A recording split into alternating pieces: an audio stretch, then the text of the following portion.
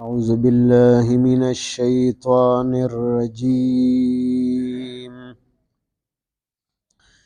بسم الله الرحمن الرحيم.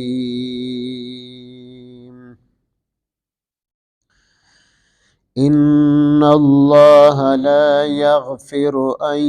يشرك به ويغفر ما دون ذلك لمن يشاء ومن يشرك بالله فقد ضل ضلالا بعيدا. إن يدعون من دونه إلا إناثا وإن يدعون إلا شيطانا مريدا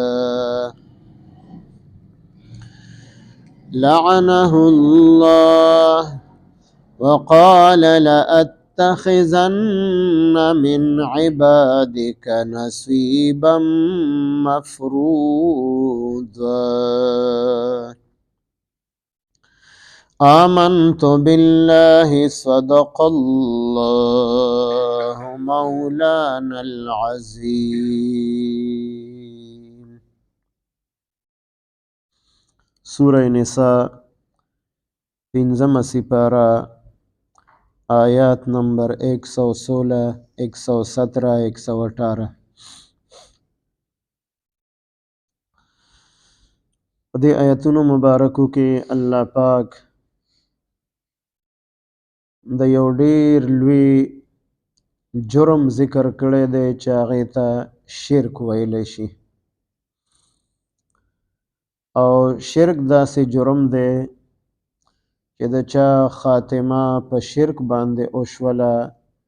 نو دته بیا معافي نشته دی، د همیشه دپاره دوزخي دی. او چا چې په ژوند باندې د شرک نه توبه وویستله، معافي یې وغوښتله د الله پاک نه، نو الله پاک معافي ورته کوي. او چې کله خاتمه په کفر باندې، په شرک باندې، په منافقت باندې وشوله،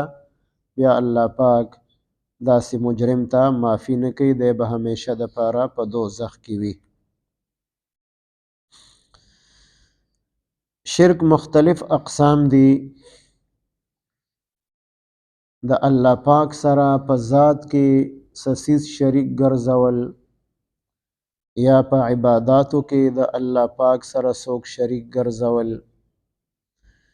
یا د الله په صفاتو کې د الله پاک سره څوک شریک ګرځول، یا د الله پاک په اختیاراتو کې د الله سره څوک شریک ګرځول، دا ټول شرک دی. او یو ته ویلی شي شرک اصغر، وړوکی شرک. نو حدیث مبارک کې راځي الریاء شرک، ریاکاری دام شرک دی. چې یو کس نیک عمل کوي او د ریاکارۍ دپاره کوي، خلقو ته د ښودنې دپاره کوي، د الله د رضا دپاره نه کوي، نو دام شرک دی. او قیامت کې به داسې خلقو ته وویلی شي چې تاسو د چا دپاره عمل کړی نو لاړ شئ د هغې نه خپل اجر او ثواب واخلئ، زما سره هم اجر او ثواب نشته دی. نو چې زموږ په هر یو عمل کې اخلاص وي، د الله د رضا دپاره، بل څه دنیوي غرض او مقصد پکې موږ مد نظر نه ساتو. نو شرک معافي نشته دی. او د شرک نه علاوه چې څومره ګناهونه دي، نو چې الله پاک د چا دپاره وغواړي نو بغیر د سزا ورکولو نه به ورته معافي وکړي، او چاته به د توبې په ذریعه معافي وکړي، او چاته به بغیر توبې معافي وکړي. دا د الله پاک خوښه ده، د الله اختیار دی. څوک دا تپوس نشي کولی چې دې کس ته یې دا ګناه معاف کړله او ما ته دې پې سزا راکړله، یا دې کس توبه نه ده ویستلې او ما توبه هم ویستلې ده او ما ته معافي نه ده شوې او دته دې معافي وکړله، دا تپوس څوک نشي کولی. یا دا کس دې جهنم ته ونه لیږو، د جرم هم زما په شانتې دی او ما لیږي جهنم ته، دا اعتراض او دا تپوس څوک د الله پاک نه نشي کولی. د الله پاک خوښه ده چې چاته کم قسم ګناه معاف کوي او چاته نه معاف کوي. نو د شرک خو معافي نشته دی چې خاتمه په شرک باندې شوي. بیا د حقوق الله باره کې څومره کمی کوتاهي د انسان نه شوې ده، نو الله پاک چا د پاره غواړي معافي به ورته وکړي. او دغه شان حقوق العبادو کې څومره کمی کوتاهي راغلې ده او هغه ادا کړې نه ده، نو هغه هم توبې سره نه معاف کېږي. خو بعضې کسانو ته به الله پاک په قیامت کې په دې طریقه باندې معاف کړي چې د چا حق په دې بنده باندې دی، نو الله پاک به هغه ته وفرمایي ته دې بنده ته معافي وکړه نو زه به تا ته معافي وکړم او جنت کې به دومره لویه بنګله درته درکړمه. نو هغه به په دې باندې خوشحاله شي او خپل حق به دغه مسلمان بنده ته پرېږدي او به بخي معاف به کړي چې کوم په دنیا کې د سره پاتې شوی دی.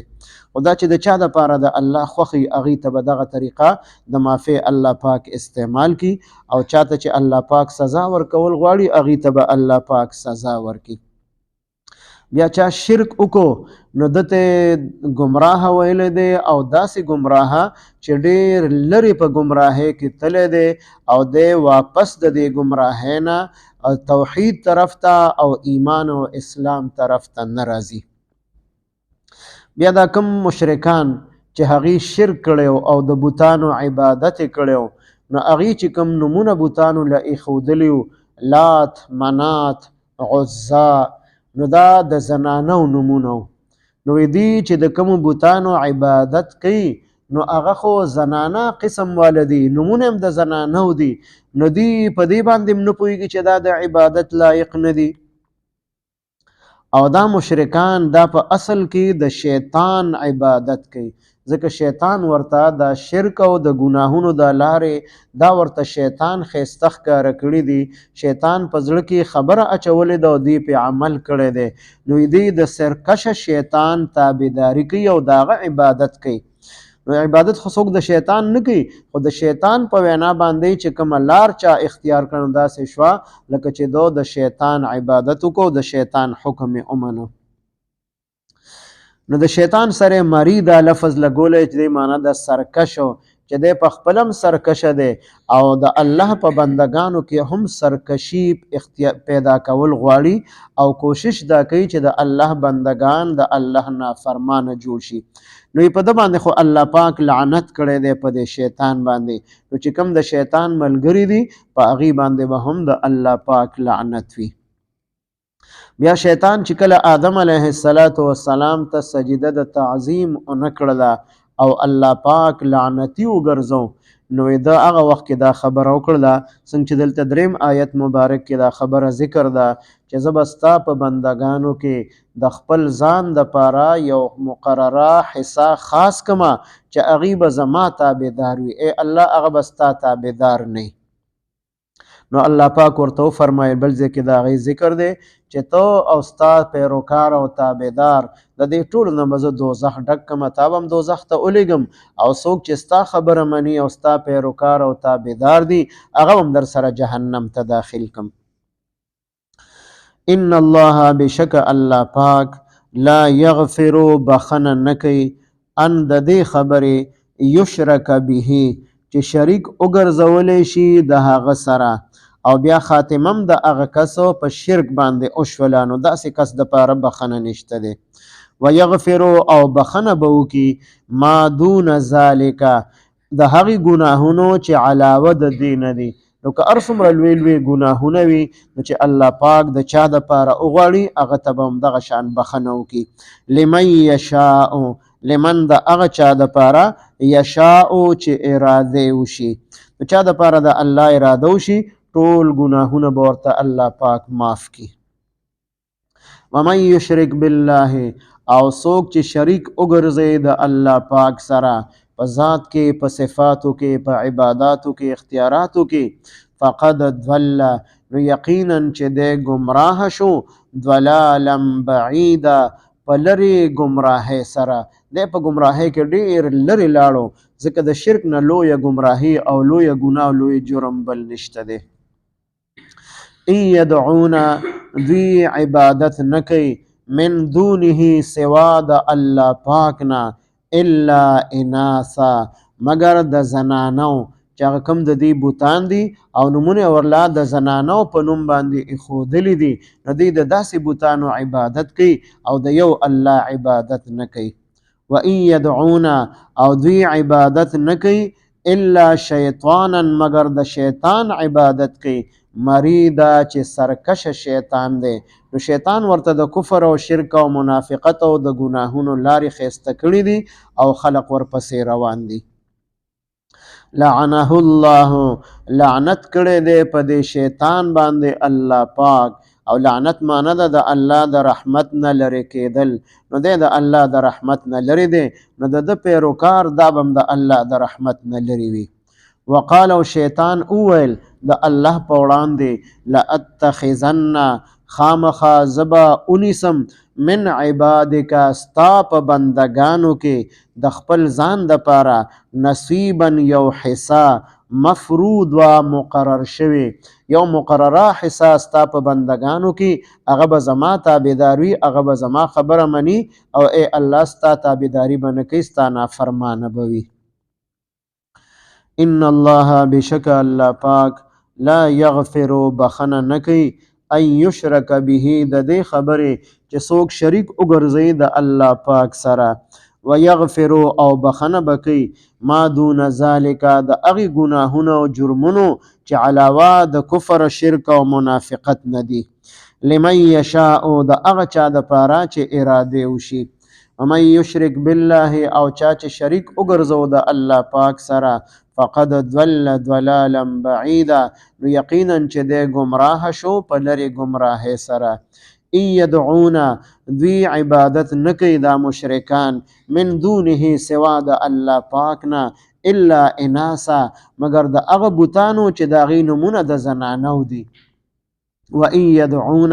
او دوی عبادت نکي الا شیطانا مریدا مگر د سرکش شیطان عبادت کوي لعنه الله لعنت کړي دی الله پاک په دې شیطان باندې وقال او شیطان اویل د الله په وړاندې لاتخذن